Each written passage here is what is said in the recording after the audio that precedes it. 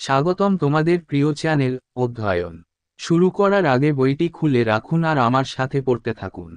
আমাদের এই ছোট্ট চ্যানেলটি সাবস্ক্রাইব করতে ভুলবেন না। চলুন শুরু করি। Changes in Indian agrarian structure and impact on economy. Collection of taxes is a business of all governments, and the taxes collected are normally spent for the welfare of the taxpayers. However, the East India Company needed to collect taxes from people of India to pay for its purchase of goods for export, to meet costs of further conquests and consolidation of British rule, as well as to meet the costs of administration. ভারতীয় কৃষি কাঠামোর পরিবর্তন এবং অর্থনীতির উপর প্রভাব। কর সংগ্রহ সব সরকারের একটি ব্যবসা এবং সংগৃহীত কর সাধারণত করদাতাদের কল্যাণে ব্যয় করা হয়। যাই হোক, ইস্ট ইন্ডিয়া কোম্পানিকে রপ্তানির জন্য পণ্য ক্রয়ের জন্য আরও বিজয়ের খরচ মেটাতে এবং ব্রিটিশ শাসনকে একীভূত করার পাশাপাশি প্রশাসনের খরচ মেটাতে ভারতের জনগণের কাছ থেকে কর সংগ্রহ করতে হতো। Since the olden times, kings and rulers have drawn a large part of their taxes from agriculture, it being the chief economic activity of a majority of Indian people. With the rise of British supremacy in India, it was the company's government which became increasingly involved with the collection of land revenue. প্রাচীনকাল থেকে রাজা এবং শাসকরা তাদের করের একটি বড় অংশ কৃষি থেকে নিয়ে এসেছেন। এটি ভারতের সংখ্যাগরিষ্ঠ জনগণের প্রধান অর্থনৈতিক কার্যকলাপ। ভারতে ব্রিটিশ আধিপত্যের উত্থানের সাথে সাথে কোম্পানির সরকারি ভূমি রাজস্ব সংগ্রহের সাথে ক্রমবর্ধমানভাবে জড়িত হয়ে পড়ে।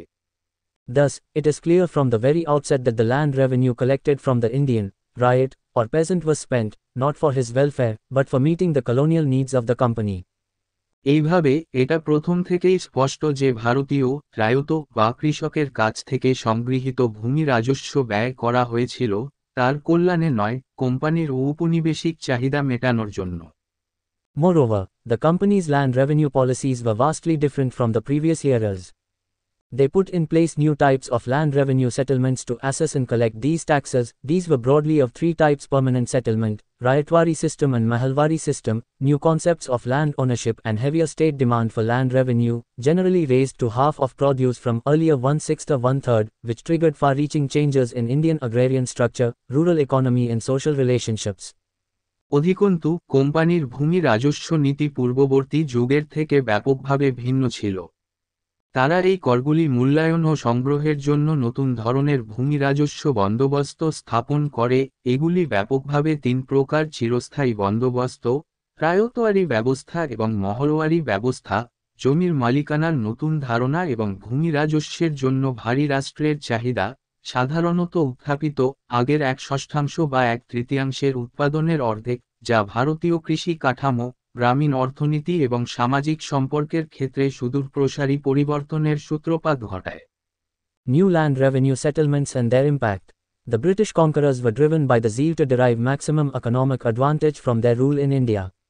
After the British industrial and mercantile interests restricted the company's capacity to raise revenue from trade, the company's government diverted its attention to land revenue as principal means of income, and as such land revenue matters began to receive the maximum care and attention of the British rulers. নতুন ভূমি রাজস্ব বন্দোবস্ত এবং তাদের প্রভাব। British বিজেতারা ভারতে তাদের শাসন থেকে সর্বাধিক অর্থনৈতিক সুবিধা অর্জনের উদ্যোগে চালিত হয়েছিল।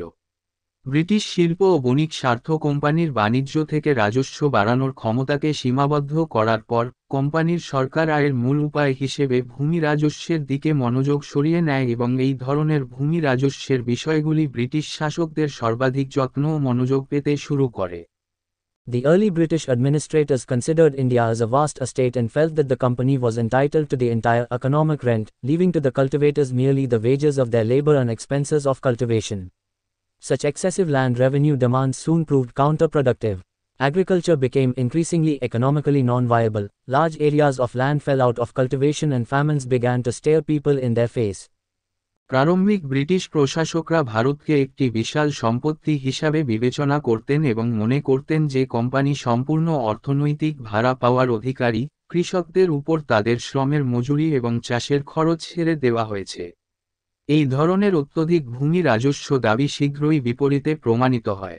কৃষি ক্রমবর্ধমান অর্থনৈতিকভাবে অনুপযোগী হয়ে ওঠে, জমির বিশাল এলাকা চাষাবাদের বাইরে চলে যায় এবং দুর্ভিক্ষ মানুষের মুখে তাকাতে থাকে। First experiments in land revenue management. After the victory of Battle of Plassey, 1757, the company acquired zamindari of 24 parganas from Bengal Nawab Mir Jafar. In 1760, the East India Company was given rights to collect land revenue from Burdwan, Midnapur and Chatgaon by Bengal Nawab Mir Qasim.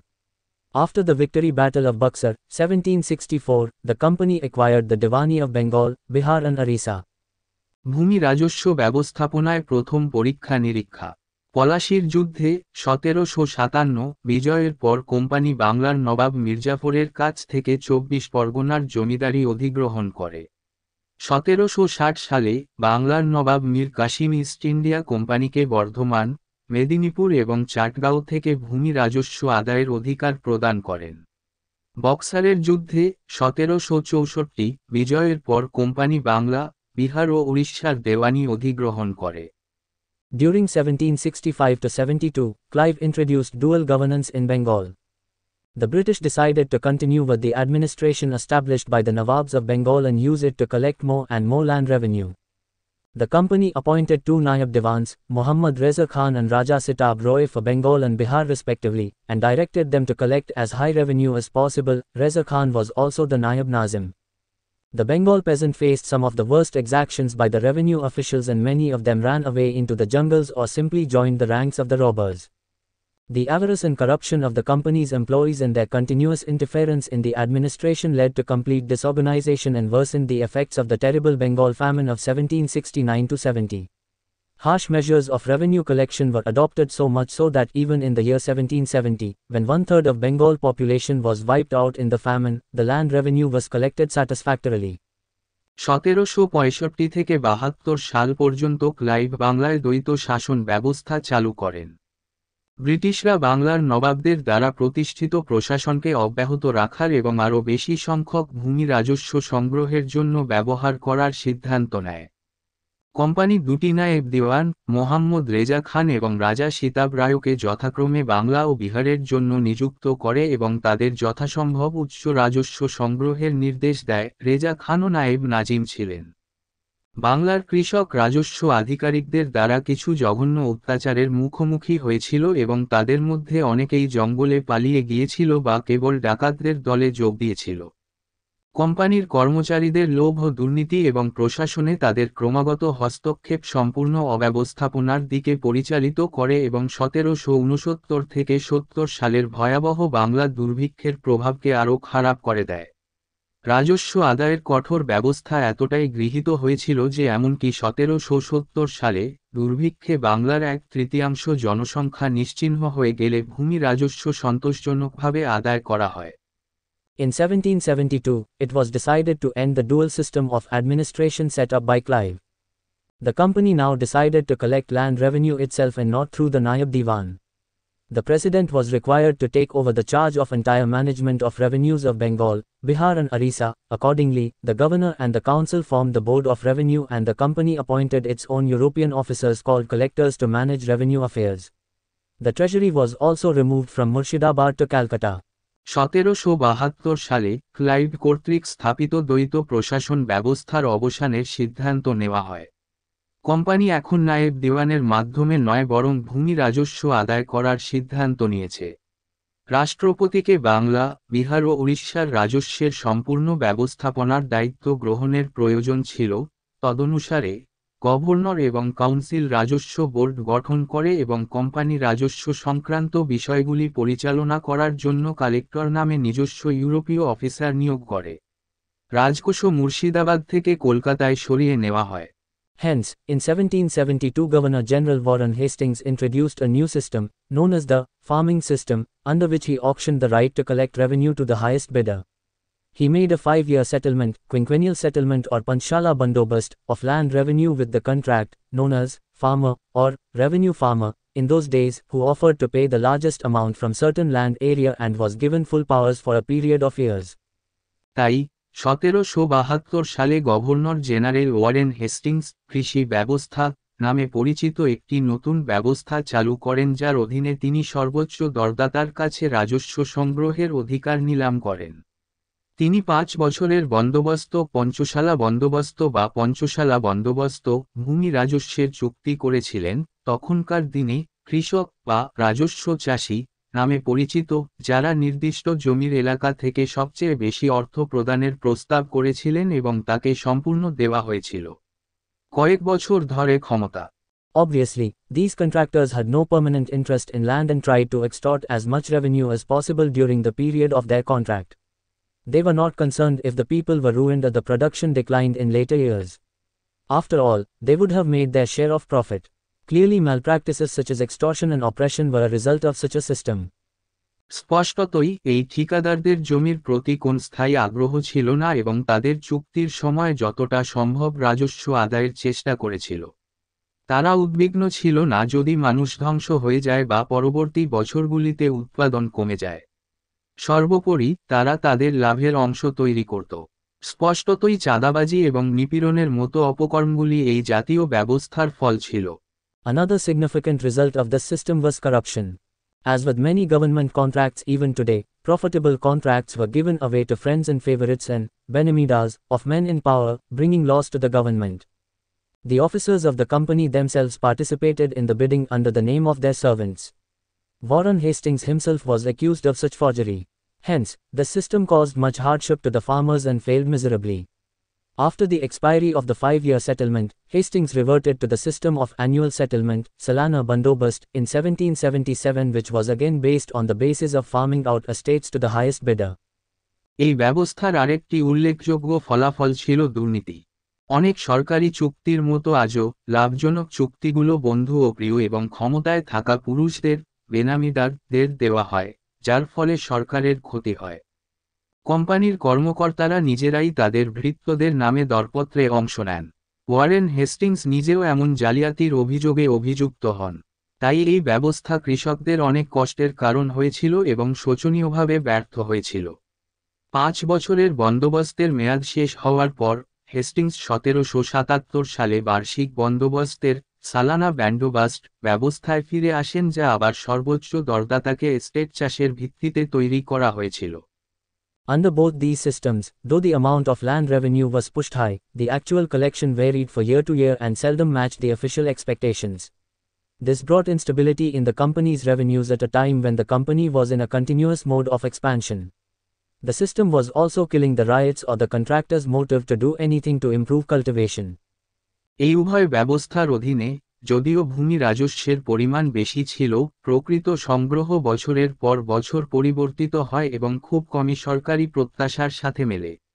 এটি একটি সময়ে কোম্পানির রাজস্বে অস্থিরতা নিয়ে আসে যখন কোম্পানিটি ক্রমাগত সম্প্রসারণের মোডে ছিল। পদ্ধতিটি চাষের উন্নতির জন্য কিছু করার জন্য রাওট বা ঠিকাদারদের উদ্দেশ্যকেও হত্যা করেছিল। It was at this stage the idea of fixing the land revenue at a permanent amount first emerged, and in 1784, under the Pitt's India Act, the company was advised to introduce permanent land settlement in Bengal. Accordingly, in 1786, Lord Cornwallis was sent to India specially charged with the duty of cleaning up the system and finding out a satisfactory solution to the land revenue problem. এই পর্যায়ে স্থায়ী পরিমাণে জমির রাজস্ব নির্ধারণের ধারণাটি সর্বপ্রথম উদ্ভূত হয় এবং 1784 সালে পিটস ইন্ডিয়া অ্যাক্টের অধীনে কোম্পানিকে বাংলায় স্থায়ী জমি বন্দোবস্ত চালু করার পরামর্শ দেওয়া হয়। তদনুসারে 1786 সালে লর্ড কর্নওয়ালিসকে ভারতে পাঠানো হয়েছিল বিশেষভাবে সিস্টেমটি পরিষ্কার করার এবং ভূমি রাজস্ব সমস্যার সন্তোষজনক সমাধান খুঁজে বের করার দায়িত্বে।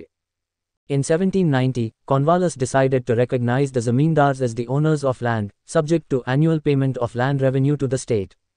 A 10-year settlement was made with the zamindars on the basis of 89% of the rental, leaving 11% with the zamindars. In 1793, this decennial settlement was declared permanent, called Permanent Settlement of Bengal. 1790 সালে Cornwallis জমিদারদের জমির মালিক হিসাবে স্বীকৃতি দেওয়ার সিদ্ধান্ত নেন, রাষ্ট্রকে ভূমি রাজস্বের বার্ষিক প্রদান সাপেক্ষে। খাজনার 89% ভিত্তিতে জমিদারদের সঙ্গে 11% রেখে 10 বছরের বন্দোবস্ত করা হয়। 1793 সালে এই 10 বর্ষীয় বন্দোবস্তকে স্থায়ী ঘোষণা করা হয়, বাংলার চিরস্থায়ী বন্দোবস্ত বলা হয়। John Shaw and James Grant differed in their views on whether zamindars be regarded as owners of land or tax collectors. John Shaw regarded them as owners of land while Grant felt that all land belonged to the government and the zamindars were mere tax collectors. Here, Cornwallis agreed with Shaw's views. জন শোর এবং James grant জমিদারদের জমির মালিক বা কর আদায়কারী হিসাবে গণ্য করা হবে কিনা তা নিয়ে তাদের মতামতের মধ্যে ভিন্নতা ছিল। জন শোর তাদের জমির মালিক হিসাবে গণ্য করতেন, যখন গ্রান্ট মনে করতেন যে সমস্ত জমি সরকারের এবং জমিদাররা কেবল কর আদায়কারী। এখানে কর্নওয়ালিস শোরের মতামতের সাথে একমত হন। এখানেই এই ভিডিওটি শেষ করলাম। পরবর্তী ভিডিওতে আমরা বাকিটা পড়ব।